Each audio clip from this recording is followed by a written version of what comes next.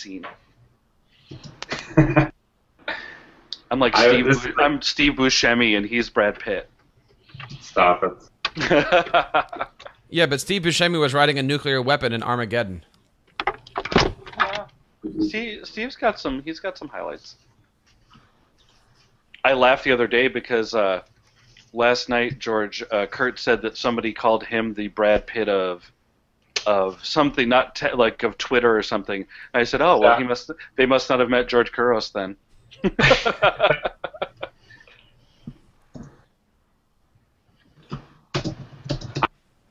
More than Allison. She's been avoiding me. She came to ISTE and didn't even come to my talk. Unbelievable.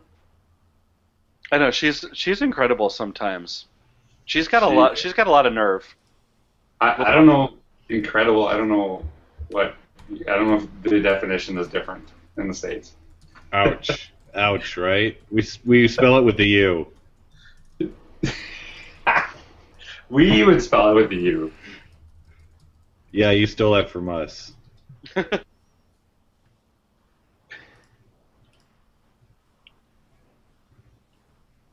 right.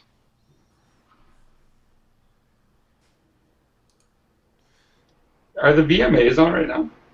Should be. Yes, and probably Breaking Bad too. That's why we need to cut it short. What about I thought I was supposed to get out the meth kit. NSYNC is supposed to be on right now.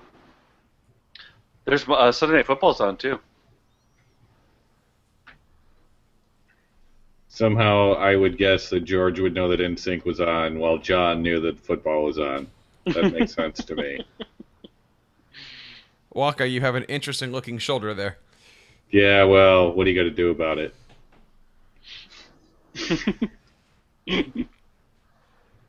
All right.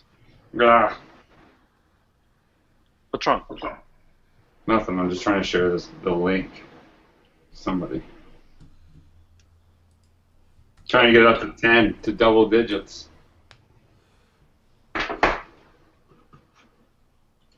But NSYNC, like I said, NSYNC is on tonight. They're supposedly 12. having a comeback. I mean that is huge. I know. I just TiVo. That's what I do. Yeah. Should we use their hashtag? What's the NSYNC hashtag? Total Divas is on in a half an hour. Yeah. Should we send out the TeacherCast link to the VMAs? I would love that. Hashtag. And also in a half an hour they've got Total Divas, so that's a good one to use right now. Let's see. VMA 2013. Okay, hashtag MTV Awards. Look at this. NSYNC. Hearing we have to put up with non-NSYNC related things for another 35 minutes. Don't forget to all put NSYNC now, live, teachercast.tv. We've got NSYNC all over the place. We are in sync. As opposed to the audio from earlier, which no. NSYNC reunion? I'm missing it. 16 watching. They heard about it. You know what it is. NSYNC's watching now. Hey, guys. Okay, I'm going to tweet out to the VMAs that you're the Justin Timberlake of administrators. I'm good with that. Okay. Yeah. The All right. Gilbert Gottfried of school leadership. All right. It's 8:30, Jeff. Whenever you're ready, let us know. I've been recording for the last 10 minutes. Oh, okay. We ready to start? No, he's saying we already started. Oh, we've been started? Yes. I'm never getting Ouch. Ooh, ow, that hurt right there. John, I'm just going to send you the video on Dropbox when we're finished, so Okay, cool. whatever you want to do, it's on full screen, so whoever talks, it'll hit me, and go for it. Okay, Waka, you ask the odd-numbered questions. I will ask the even-numbered questions. You got it on the doc? Excellent. All right, because you start off, because you're our go-getter. Right. Are we doing like a show intro or anything? Or Okay, here we go. Yeah, I'll do that. Here we go. Okay. Hey, everybody. Welcome to Techlandia Live. How are you doing? I'm iPad Sammy down in Austin, Texas. Over in California, we have... Waka Patui, lead puppet journalist of the Patui Network. And George Couros is #1 fan. That's Correct? Right. All right. Biggest fan. And We have a special guest today that we are actually going to go ahead and talk to. Whenever we feel down, we turn to this man to inspire us. Up in Canada, America's hat, we have George Couros, I'm dubbing you the greatest administrator in Canada. Is that good enough for you? This is tough. The VMA is going on right now. Knowing yes. In sync reunion. Yes. George, I wish that I was joking, but I'm actually not joking. Do you have TiVo in Canada, though? You can TiVo it. In America, we have TiVo. We don't use TiVo. We have something different. But, like, you have SIBO. We have SIBO, exactly. All right. Well, George, and I'm glad you didn't see the Sal Khan interview with Secretary of Education Arne Duncan that uninspired me. But after watching 38 minutes of that, I just thought, you know what? We need to ask. I tried to decipher Sal Khan's questions the best I could. When in between he was kissing up to Arnie, and they were like, it was a mutual admiration festival. And I tried to decipher out the 8 questions that he asked the best way I could. And so we're going to go ahead and give those to you. Waka will go first with the questions. And just give us your answers. And we've got this. Waka is a staunch journalist, and I understand he keynoted with you one time. He did. Up in Star Attraction. I was the warm-up.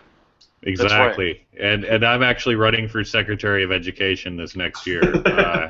Hashtag Waka for EdSec. That's the number 4. So you can help me build my platform now, George. I mean, I'd say you should do it, but obviously you can't because, Canadian, right? So, what's the biggest game changer in education right now? Now. Right? I don't know if that's like that whole notion of game changer is really something that can be dangerous territory. Like, I think that what is probably the most important thing 30 years ago will be the most important thing 30 years from now is how we connect with each other, and that notion of relationships. The thing is that's changed is how those relationships happen. An understanding of kind of the world that kids live in and what they do, how they connect with people, that interactive kind of way that we connect. Like, even if you're watching the VMAs right now, the opportunity to actually use a hashtag, connect with people all over the world, there's still a connection there, and there's still that relationship. And talking about, like, I think there's a place in education for things like Sal Khan and sharing those videos and that learning, because I think if a teacher did something similar that was in a classroom, we would have no issue with it. And I think a lot of people get offended because it is someone who's not an educator. But I wouldn't call anything that he's doing like a game changer. I think that we just have to look at how we connect with kids continuously and what we're doing. Like, the best teachers that I had connected with me. They had relationships. I remember, specific things. And I think that right now, the kids that remember me, it's the same thing. And the kids that remember, 30 years from now, it'll be the same thing. It's how we connect with people. And once we actually lose sight of that relationship portion, I think that's when school will become totally irrelevant to kids. But just how we connect with kids is starting to change, and we have to look at how that happens. So I don't know if I'd say there's any one big game changer. I think it's just we have to focus on the good things that we've always done, but the world has changed, and how we connect with kids is different as well. So, in summation, it's not a game; it's about the relationship. Stupid. well, it always is, right? And I think that you think about Arne Duncan, and you think about that the ability. Like, I'm Canadian, and I'm watching as an outsider. I don't have as much a vested interest. I am interested, but I don't have as much a vested interest. But he's turned a lot of educators off because he says things that they don't follow through. He does often say the right thing, but the policies don't align. So as soon as, if you think about that's about a relationship, because you are breaking trust. When you actually say things and you don't follow through, there's a huge trust issue, and that's why I feel a lot of American educators don't like him, is that he doesn't connect. And I think that He uses social media, or at least he portrays that he uses social media. It could be someone who is doing it for him, sharing that stuff. But why are you not connecting with all of these teachers? Don't just say, oh, it's Connected Educator Month, and not actually, connect with them. Actually have some conversations. Be open. Be visible. And I think that it's the same thing. Like I always talk about the notion of, as a principal, being visible to your students, not hiding in an office, but actually being out there, connecting with people, being at the, at the front of the school when the kids walk in that day, and how that builds a certain relationship. The thing is that there's a visibility factor now on social media. A lot of people are having conversations, your teachers, your students, your parents. In the case of Arne Duncan, a lot of educators are having these conversations. Where's the visibility and where's the connection? And that's where I said, that relationship has changed. But if you break that trust, that's where you're going to have a lot of issues. I'm already grinning. That was such a great answer, George. Thank you for forgetting everything I know about that, watching that 38-minute Google Hangout with those two. Because it was so bad. Right. And I stole the question. It's not even a good question, but that's the question that Sal asked. What's the biggest game changer? I'm sure that Arnie's people gave Sal the questions to ask, or whatever he tried to kind of fumble through. But you're right. It's about relationships with kids. I'd see already. The Google Hangout could close right now, and already I've forgotten everything about that horrible. All my anger is washed away. See, George, you're like magical. Well, I think that a lot of times that game changer notion is something that corporations are looking for to tie in, and game changers are usually connected with money.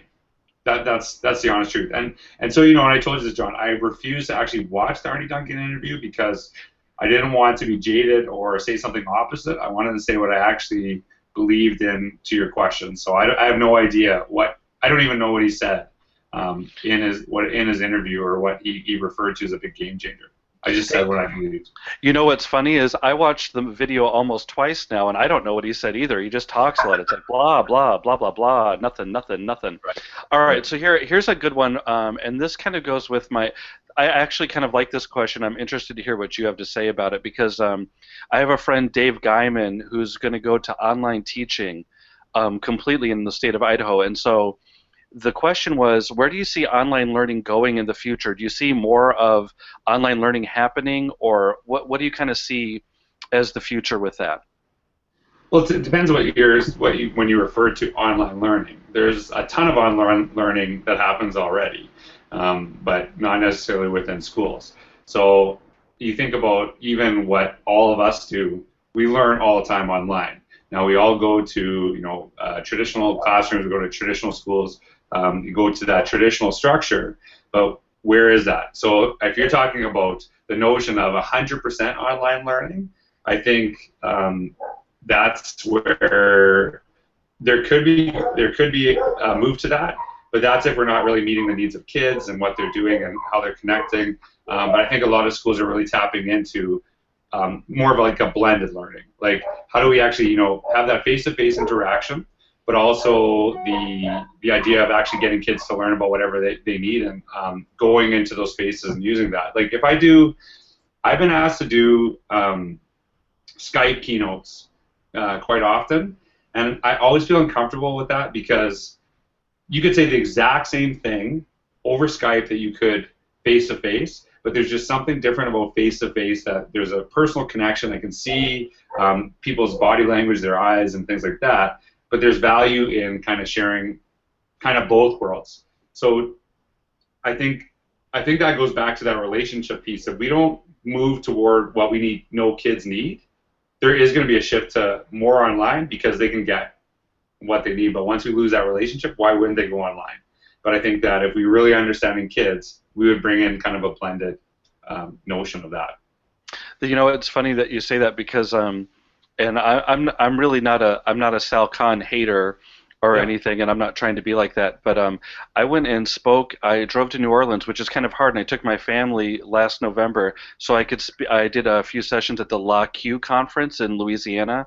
My good friend Paula Noggle asked me to go, and so I went there. And one of my main factors was that Sal Khan was giving the keynote, and I thought, oh, well, this will be great. At least I'll go ahead and I'll get to like just say hi to Sal Khan. I'm stupid like that. I'll walk up to him and just say, "Hey, how are you doing? I'm iPad Sammy." I don't even know it, but the thing was that I was so disappointed when I went in there and he Skyped in his keynote then, so he wasn't even there, and he's actually originally from Louisiana, and he's from New Orleans, like the New Orleans area.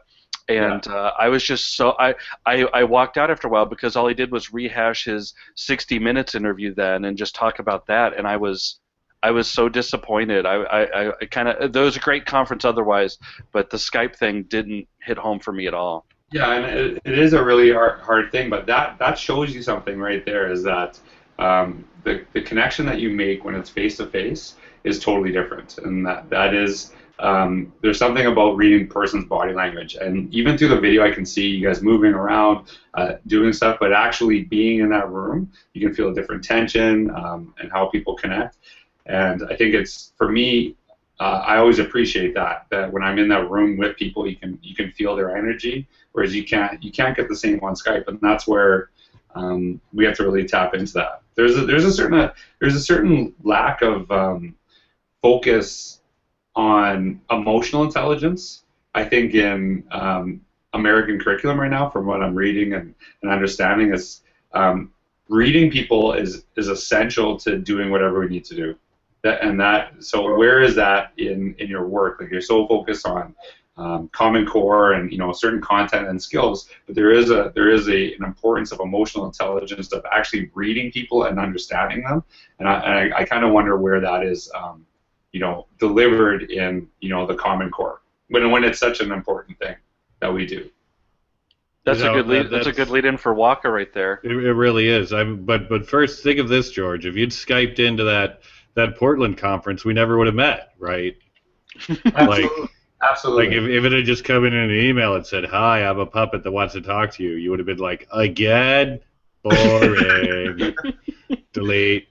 Well, but think of that notion of what happens there, is that, yes, you had that initial face-to-face interaction, which was great, because I don't know if I puppet, that would have been a really weird thing. But what happens in between? That's where the relationship is enhanced. Is that when we can't meet face-to-face, which we can't. Like, even John, the first time I think we met was through the Techlandia podcast, but then at ISTE, I felt like I knew you and I connected with you, and I think that goes back to where this is where that notion of blended learning, you get to know people in a different way when you can actually have a consistent connection, not just summer camp once a year. It's a totally different thing because it's building, and we live in a world where no matter where a kid moved, all kids can stay connected. Like when a kid moved when I was young, you never talked to them again. They were gone. They were gone. It's like a metaphor. They moved away. Absolutely. And so I think that's that notion of one or the other is not correct. It's connecting to both. So George, if you've been reading your Twitters, you know that Common Core is a big deal here in the States. What do you think about Common Core? Well, we do something a little bit different in Canada, is that, like, we all have a curriculum. Like, there's no denying that we have a curriculum, but it goes by province, which is obviously the equivalent of a state.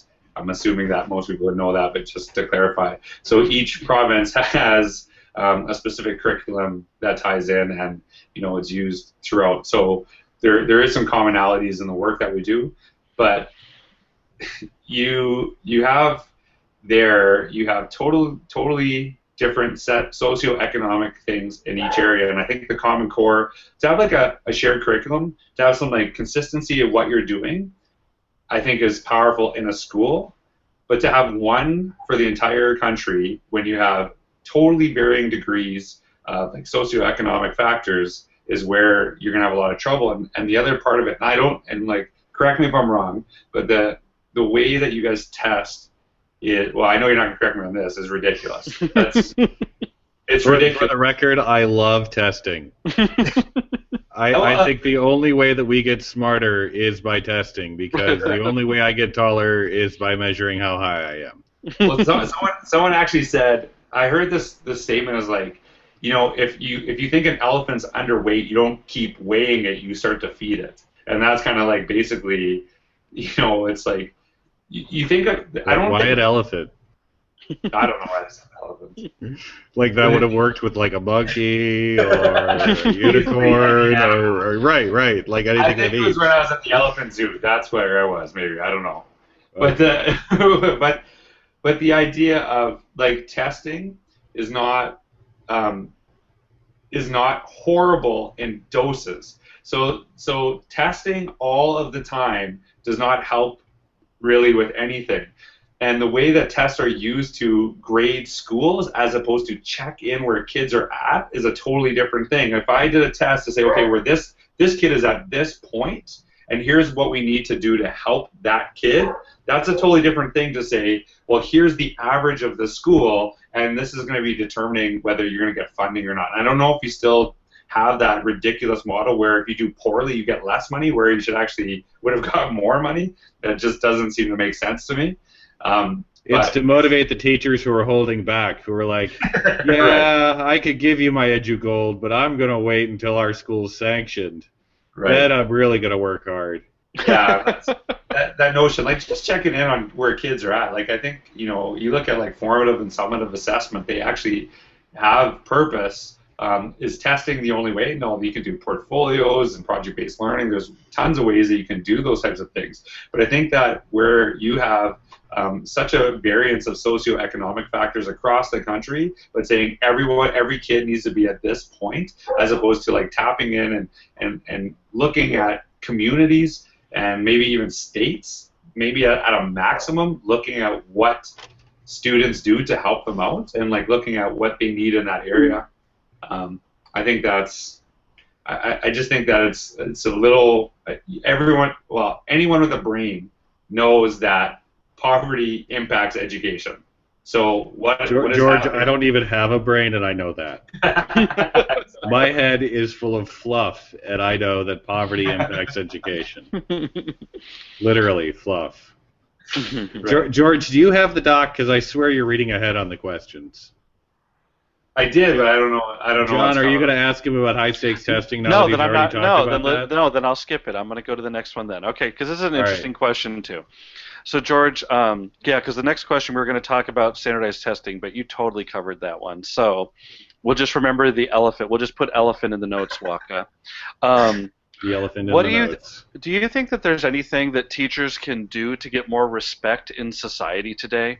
That was one of the questions, and then Arne usually goes in and says, "Oh yeah, I think they should be paid $150,000, and they should drive bigger cars. They should drive bigger cars. It should rain jelly beans from the sky every day at 1 o'clock, and yes. And so anyway, what do you think? And he's talking about doctors and lawyers and things, but what do you think that we can do to earn more respect in society? Or that was the question, so.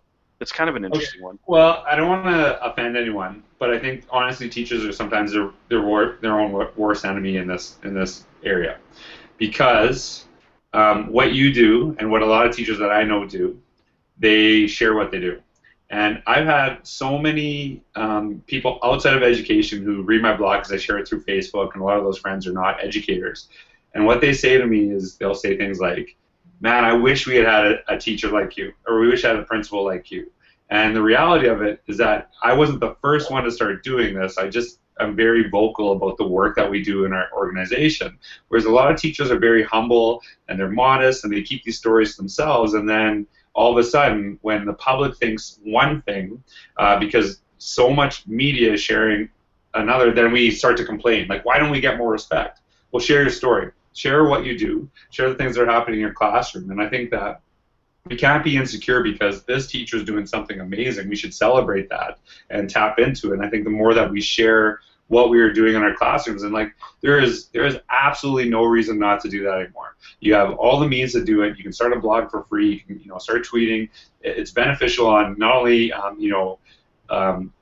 basically, telling a different story to the public that they've not really heard from the voice of teachers and, sharing stories about their students, but there's also the benefit of teachers sharing those things to help other teachers. And I think, people, you look at like Twitter and so many people use it that we think, but the actual percentage, I bet you it wouldn't even be 1% of actual educators that are using, Twitter to connect and share these things. And so how do we get more teachers sharing this story? I see things in the classroom all the time, and my thing is to teachers, that's amazing. Like, we need to share this with the world. How do you actually blog this, and how do you share this? So what are teachers doing to share their own story? You can talk about money or whatever. No teacher ever got into a profession saying, oh, I totally want to be a teacher because I want to be rich. No teacher has ever done that. So I don't think teachers are really expecting, that notion. And you look at like Dan Pink's work of like why people do what they love, and it's that motivation, the autonomy that they get, the purpose that they have. But I think that ultimately, who is telling the story of educators? Because you think about the platform, Arne Duncan. If you actually, had a bunch of teachers tweeting at that, you would be a lot louder than Arne Duncan using a hashtag. But are teachers sharing their story enough? And I think that is how you get respect. You think about all the stories that your friends hear about what you do when you teach, when you share it, and they say, "Man, I wish I had more teachers like that." There are more teachers like that, right? But we're getting painted by the media often.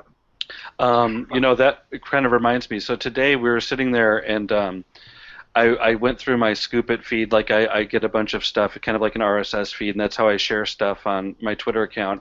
And one of the things I ran across today was one of my former coworkers' blogs, Mariana Hussein, was shared in my feed, and so I looked at that, and it was one of the ones like the sites, and so somebody had noticed her blog and then put it out there that, oh, you should come and check out this blog where they're sharing great ideas. And I just sit there and think, and I worked with her. She was there were 7 other ed techs that worked with me, and she was always like, and then after I shared it out, she was like, oh, thanks for sharing it. You're such a superstar. And I thought, I'm not even close to a superstar, because Mariana has been doing it so much longer and so much better than I have. And the thing is that she's just not very active on Twitter, but her blog that she does for her school is tremendous, and she shares everything, but she just doesn't tweet out the links all the time like I do then.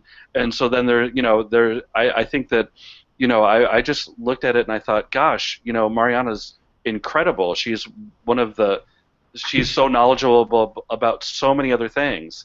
And for her, I'm like, we need to get more people out there just sharing stuff. If she would sit with me for 15 minutes and learn Twitter a little bit better, she would be people would be eating her stuff up because it's incredible.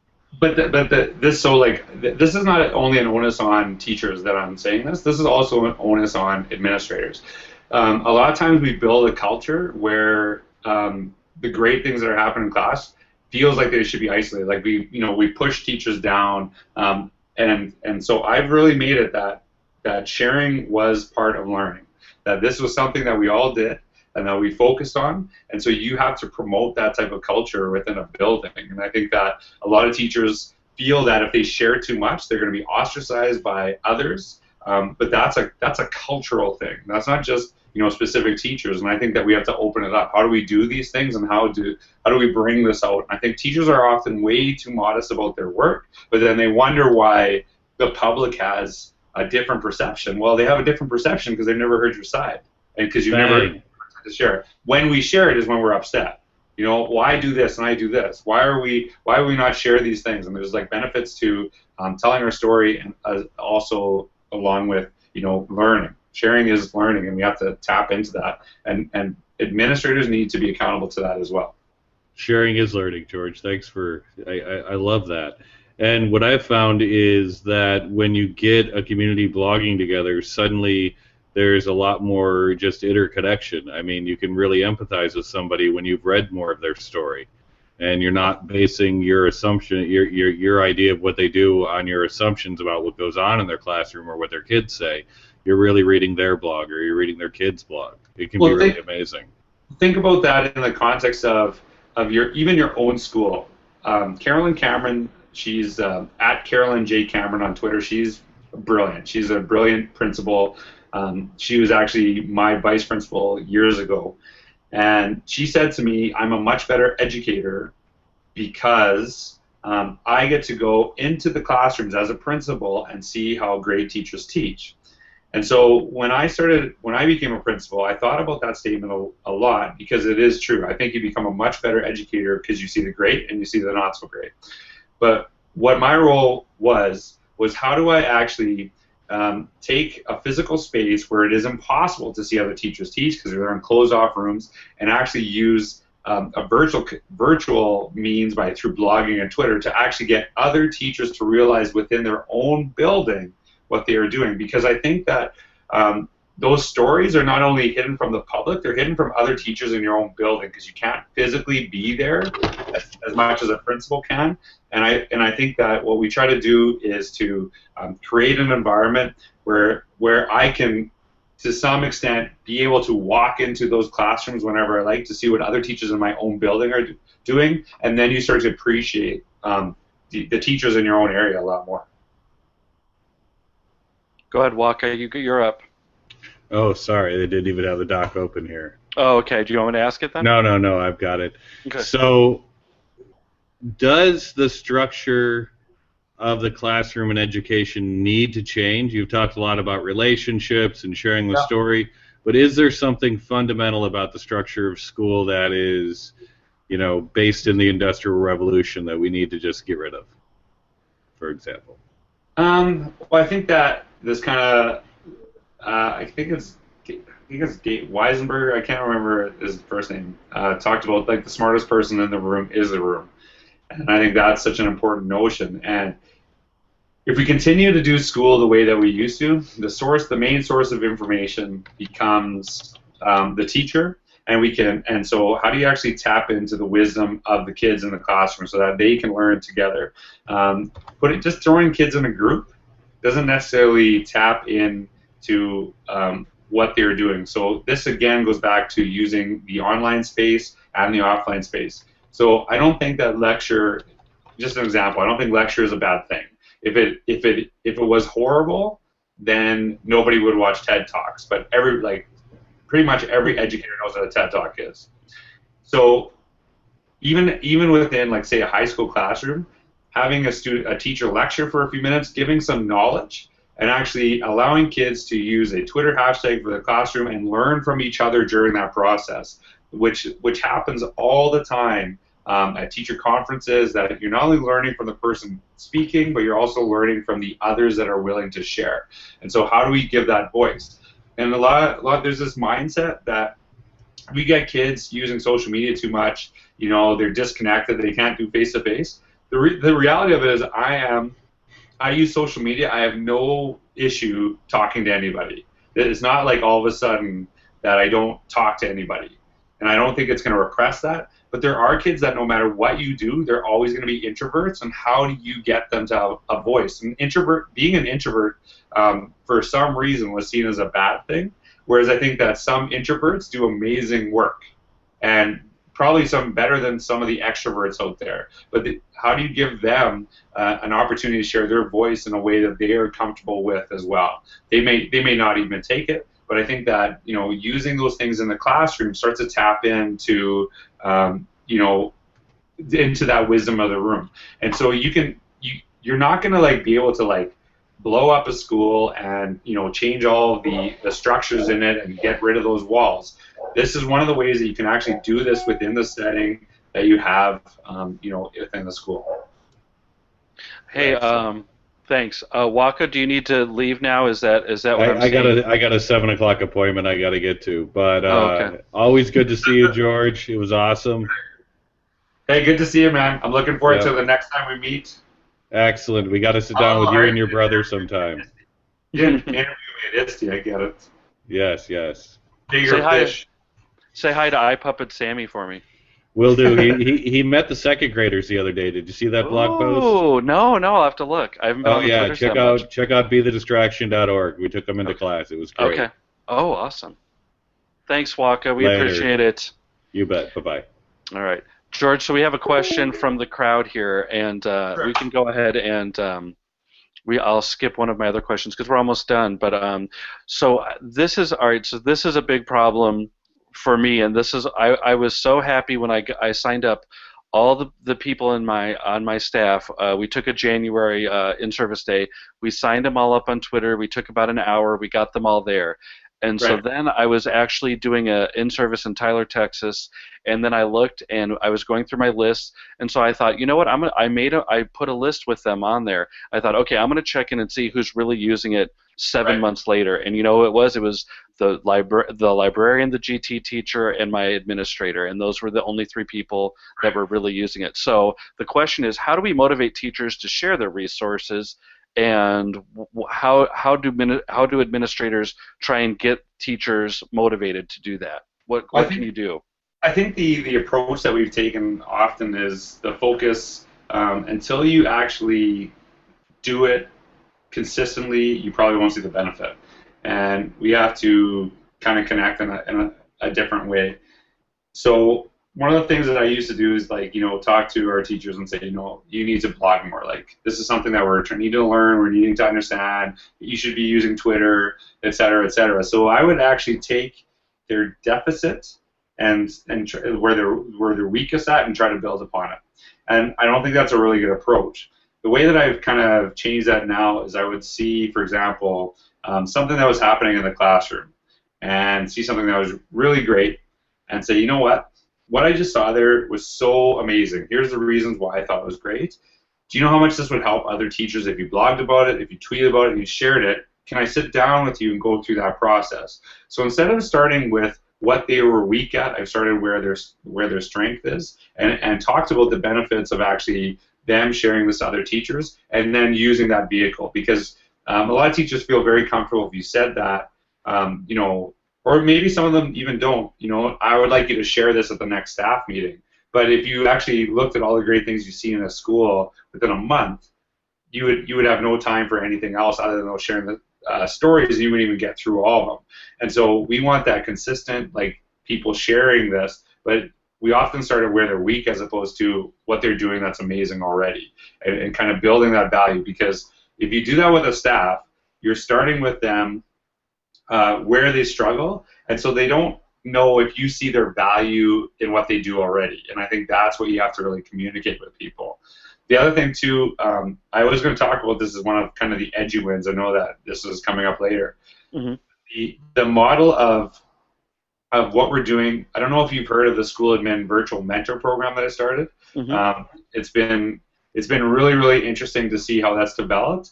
And so there is, what I've tried to do was create smaller, like, more connected relationships within a mass network. So you think about, I actually thought that I was going to get 40 people signed up. That's what I thought the limit was going to be. I ended up getting almost 400.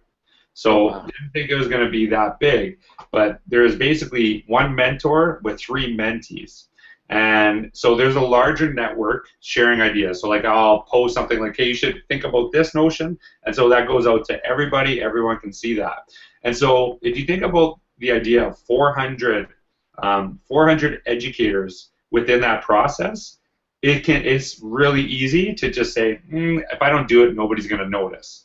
Whereas if you are one of 4, then it starts to become more apparent. And George Siemens talked to me about this idea of having those smaller networks within a larger network, and there's much more of an accountability. So let's say you're in a group of 4, and 3 of the people blog and share what they're doing. There's kind of a pressure for you to blog as well, because you're not going to be the 1 out of 4. Whereas if you are 1 out of 400, who cares, right? Nobody's going to notice it. And so I think that what I'm starting to see is this really neat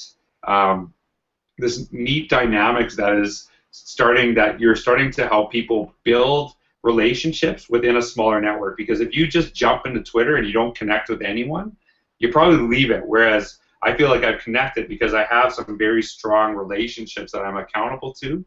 And I think that's breaking that massive network into smaller networks might actually be more beneficial as well. Yeah, that's good. How many of your teachers would you say are on Twitter? How many teachers do you have in your building, George? So I'm not in a building. I'm with an entire school district. So okay. We have, I would say that we have about 600, and I would say that we have I would say for sure we have half of teachers on Twitter using it. And I think it's kind of like, it's really been interesting because we're starting school. We have welcoming back for teachers on Wednesday, mm-hmm. and for our entire staff. And watching our Twitter handle or our Twitter hashtag for PSD70, you're seeing all these new teachers to our district that are already on Twitter and jumping in because that is becoming part of our culture. So they're wanting to be a part of this, and I wouldn't say that that everyone is like totally actively using it, but through the summer, what was really neat was that we have a hashtag, and you could watch it at any point in the year, any point in those 2 months of summer break or month and a half or whatever you have. Mm-hmm. And teachers were tweeting and sharing what they were learning the entire summer. And you think about sharing your story, saying, wow, teachers are just taking a break. Hey, why don't you check out our hashtag? Why don't you check out what teachers are doing this entire time? Here's the evidence of stuff that they are learning and sharing. And it was like, I remember when I first started tweeting to that hashtag, I was the only person. And like I used to be referred to as King Twit in my school district. Because like I was, one of the weird ones on Twitter, and I was using it quite a bit. But now this is becoming more and more of a thing of just what we do. And I wouldn't say that all of them are there, and I wouldn't say all of them are active, but it's becoming more and more of a culture where it's totally accepted. It's not like, oh, look at this person on Twitter. It's just one of the things that we do now. How do you? I was thinking about this because I was watching my old school districts. They were trying to do some hashtag stuff, but it's the same people. How do you promote that? Because I remember you told us on Techlandia about PSD70 as your hashtag. So how do you promote that so teachers know to tweet to that hashtag? Do you just the administrators reinforce it then a lot, or? No, actually, I don't think it's our administrators. Our administrators, a lot of them are using it consistently, and I think it's just becoming commonplace. But a lot of times, like districts, what they'll do is they'll have one hashtag for a conference or a PD day, and then they'll have another conference for their division and stuff. And we just say, let's just use the same one the entire year. No matter what we're doing, let's use the same thing consistently. And I remember a couple of years ago for our opening day, I said to my superintendent, who does like he's actually pretty active. I know that he reads a lot off of social media. I think he spends like 10 minutes every day, minimum, just looking at what is being tweeted, and he reshares stuff, which is kind of neat because he's a very busy man. But he makes an effort because he knows the value of it. And 2 years ago, I said to him, hey, we should share the hashtag at opening day. And he's like, I don't think people are there yet. And then last year, without any coaxing, he said, well, how do you think I should share the hashtag? And I'm like, oh, we're sharing it this year? He's like, yeah, we absolutely need to. And just like within that short time frame, it made a huge difference. And I'll tell you something is that when the top of your organization is the one who says, tweet to this hashtag, it becomes more of a priority. It becomes different. We can talk about distributed leadership, but when my boss says something, I listen. And I think that leadership needs to model what they're expecting to see, and I think that has been really evident in the work that we're doing, and it raised it quite a bit in our work. That's good. I never thought about. I had. I remember I was at a conference. I think it was an ASCD conference about 2 years ago, and I was just sitting there, and Alan November happened by, and I was like, oh. And then he kind of threw out the thing of doing a school hashtag, and I thought, gosh, why didn't I think of that? That was like this. That's such a simple idea that never occurred to me. But I think that you're right with the not changing it around, because then I saw them doing, and they were trying to do it for the convocation, which is our big celebration or whatever at the beginning, where you get everybody excited. And I thought, yeah, the one hashtag would work then, because then everybody would know. And I saw some people that were on Twitter. And I said, how come you didn't tweet to the hashtag? They're like, there's a hashtag? We didn't know there was a hashtag. Yeah, there's a different one for every event. Whereas if you're in the same organization, just use the same thing, and then you can see what people are learning. Like our teachers last year when they went to a teacher conference, where much of the public thinks that we're just partying and not doing anything. We just have 2 days off from kids. They use the exact same hashtag. They use the conference hashtag because it was an outside conference, plus PSD70, and then when we got back, I actually used Storify and took those tweets, and then my superintendent took that Storify, blogged about it, and said, look at what our teachers are doing when they're not at school. Look at what they're learning. Here are all the links to the information. And you think about what that shares to our public. It's a totally different message as opposed to that insinuation is that when you're not at school, as a teacher, you have a day off from kids.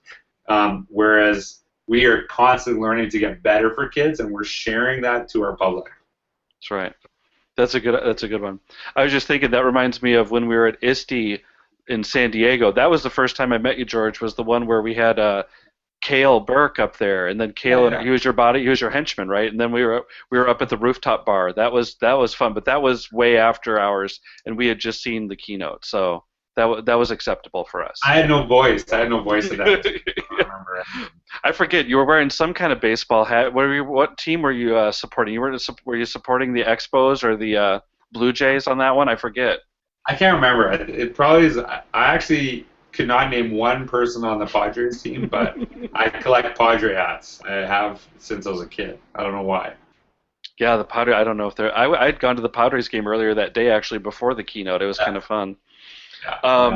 Yeah, that's good. Well, George, I mean, I have to say that I could ask you the last question, but that Arne's thing seems to be right now that he's really hitting into higher education costs, and this is what he talks about all the time.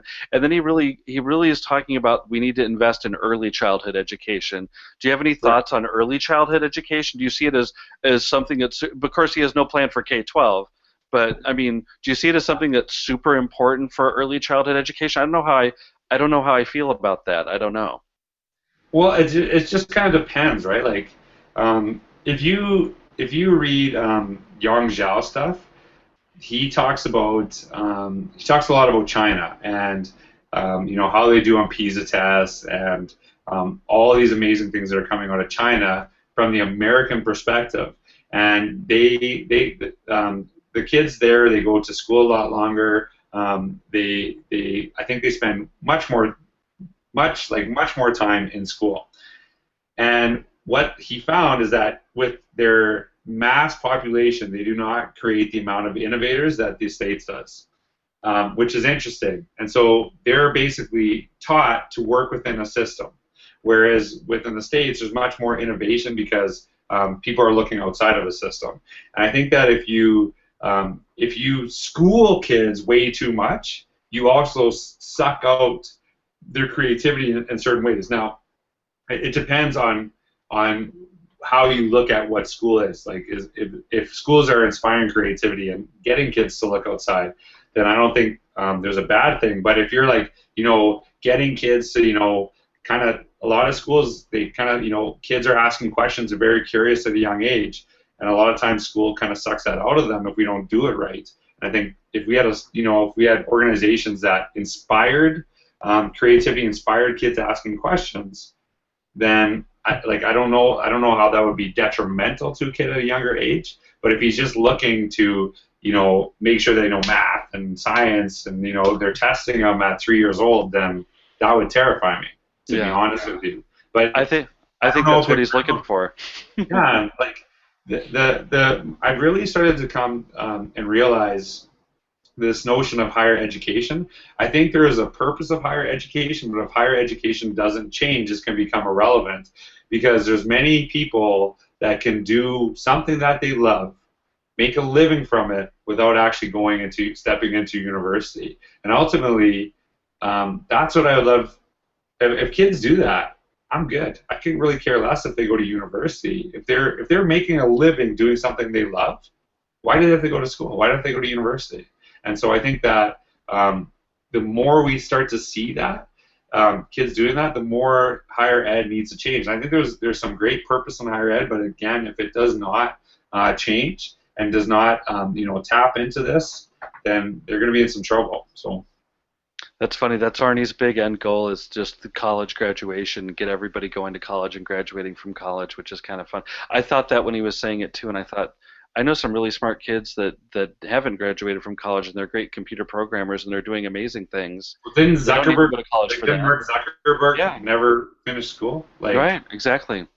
He seems to be financially doing okay. Maybe not in the girl departments, but. Yeah, I think that you're right about early. And the thing about early childhood education is, I think that Arne's probably definitely looking for test scores, or maybe he doesn't even have a plan. Maybe that's just what Barack told him to say is early childhood education, lower cost for higher education. But those poor teachers. I mean, you talk about we had a childcare problem, a childcare problem. We had a childcare provider at our school district, which I thought was the greatest thing ever because you could just drop them off and then you could go right across over to school. And the thing was, those teachers worked so hard, but they were, and you know, we had to pay for it.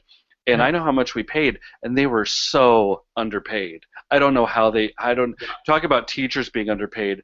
That was, I don't know how they kept people in those jobs.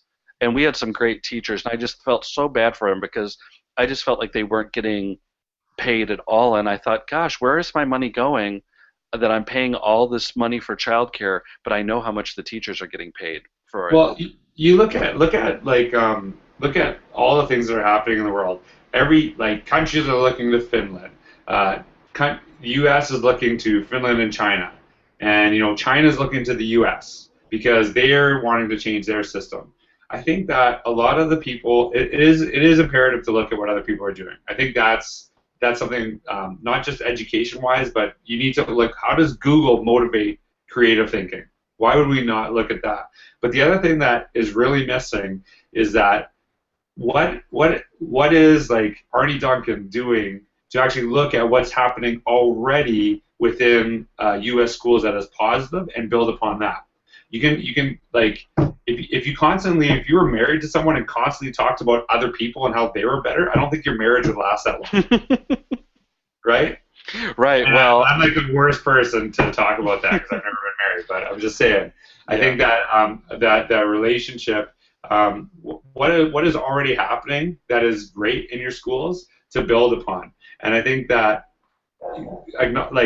creating things like the Common Core and whatever, those are government initiatives and whatever. What do teachers do that is already great to build upon, and not this fluff and not this thing that just kind of made up, and actually going into schools, appreciating it, and building upon that. I always believe in this notion of strength-based leadership, but I often see governments focusing on deficits as opposed to strengths. And so we know that's actually very good business practice. Why would we not implement that in the way that we do in the business of school? Yeah, that's amazing. Well, George, you know what? Thanks so much because I mean, you just kick the knowledge, and I mean, everybody. I mean, if Allison and Kurt were actually watching, or they'll watch back eventually, they'll be like, "How is John so calm and serious with George, and then with us, he's just a complete and utter doofus?" And I mean, but it's because what you say. It's thank you for shedding some light on it, because you just understand to me. I just feel like you. In fact, if I get the chance, I'm going to oust Arne Duncan, and you're going to come down, and we're going to have you be a Canadian American Secretary of Education, if that's okay. I'll try. I'll see if I can work that out. I would vote for Yang Zhao. That's who I would actually would be a great Secretary of Education. But yeah. I appreciate your vote. Do you have anything positive to share? Any other edu wins on the way out besides your leadership thing, which I've been reading your blogs about actually, and it sounds really cool. It sounds like you're really cooking on that. That was actually I think I'm gonna share two with you. I think I'm gonna find Derek. This guy, he is actually I didn't want to just to connect on Twitter. I'm just going to actually find his name. I didn't want to just kind of do this program and kind of have everyone else experience it, but not do it myself. So I actually I took on some mentees as well.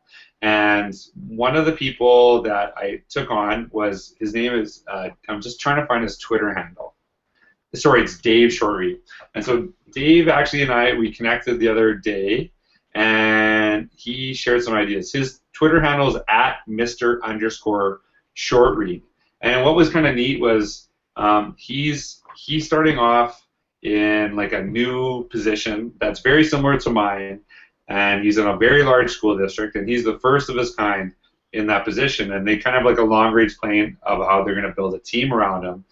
And it just kind of was just neat to talk to him to see where he is starting with this, but that the school district sees the value of this, and they're trying to build around him to kind of look at what is happening in the world, trying to give someone freedom to be innovative. Like, I saw a cartoon, it was really funny, that it's like, hey, we need you to be more innovative now, go work in that cubicle and, do that. And it's kind of like, you have to have some freedom within the profession to actually be innovative. You cannot do it all within the confines of a box, but you're seeing more and more districts starting to see the value and importance of kind of giving some freedom to people and building upon their strengths, as opposed to trying to fit someone into a job that's already existed and has a past. The other thing that I want to share is that I was with Peel School District the other day, and I did a keynote to them. And what I really loved about that was the vibe in the room was amazing. You saw an energy that I've seen a few times, and more lately, is that teachers are not just they're not afraid of change. They're embracing it. They're embracing the opportunities to learn, and like, I felt like I had one of my best talks, because I could have said, they were just open to everything, and they were just, and you're seeing more and more organizations like this, like Surrey School District in BC, Toronto. I went to Chicago to Jason Marquis School, and the educators I connected with there, much more open and just embracing the stuff.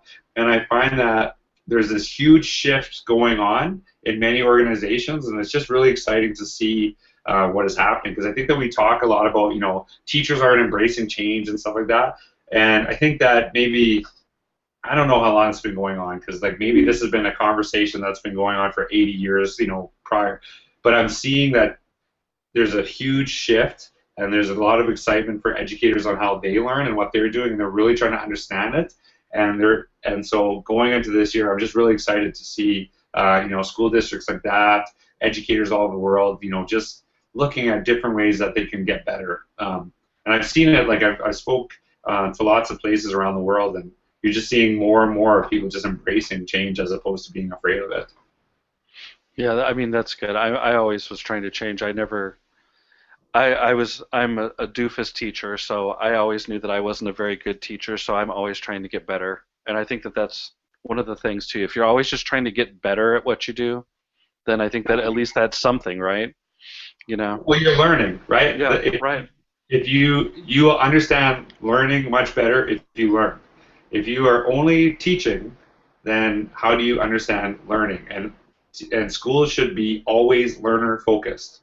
And that is, like, even the language in our school district, we talk about learners achieving their dreams, not students, learners. So basically anyone that is willing to learn, that includes like custodian, secretary, teacher, then they have the opportunity to do whatever they love. And I think that language is really important for us.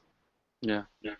That's good. George, thanks so much for taking the time again. Awesome. When we get we'll have to get Alec on here sometime. Maybe we get Alec on Techlandia for us sometime. Tell us. You would do it in a second. That's brilliant. You'd have lots of good things to share with you guys. And we definitely probably don't need Shoresky on here, right? I mean, Shoresky at this point, he's saying that we should change the name to Georgelandia or something. Then he was giving me the business. I mean, that's probably the best thing he's ever said. So. And he says a lot. He talks a lot all the time. He does. Well, thanks, George. We appreciate it. And thanks to Jeff Bradbury and TeacherCast for putting us on at the last minute onto the fancy TV, TeacherCast TV, because I was just going to put it on Google Hangout. And then George, I accidentally shared the link to the Hangout, and then we had a bunch of gamer kids come in. And so there were like 15 gamer kids all of a sudden just came into the Hangout. We're like, whoa, what do we do? And they're like, hey. And one of them talked about Tim Hortons, and I don't even know what was going on. But I was just like, oh my gosh, we've got a bunch of teenagers in here. We have to shut it down. And then we reopened it. So thanks to Jeff Bradbury for helping us out. We appreciate it. Thank you. All right. Thanks, George. And I just want to tell you, because we weren't in the same physical space, I actually watched the NSYNC while you were talking, and it was incredible. So there you go. All right. Thanks, George. And thanks, everybody, for listening. And have a great school year. Have a good night, man. Take care. See you, George. Thanks, Jeff.